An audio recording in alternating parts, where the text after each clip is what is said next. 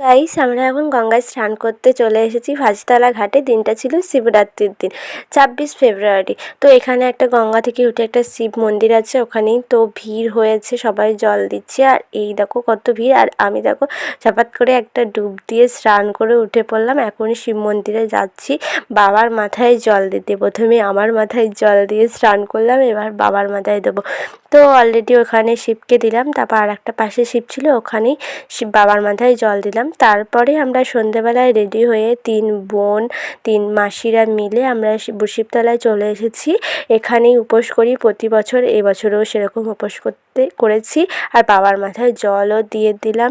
তারপরে ধূপ ধুনো দিয়ে দেখিয়ে, আর এখানে মা মাসিরা দাঁড়িয়ে আছে, একজনকে প্রসাদ দিচ্ছে। আর পরের দিনকে স্নান টান করে পোড়ামাতলায় চলে এসেছি। পোড়ামাতলায় পুজো দিয়ে, বুড়ি শিবকে পুজো দিয়ে, সব ঠাকুরকে পুজো দিয়ে তারপরে আমি প্রসাদ খেয়ে উপোস আমার ভঙ্গ করলাম। নির্জলা ছিলাম একটা দিন।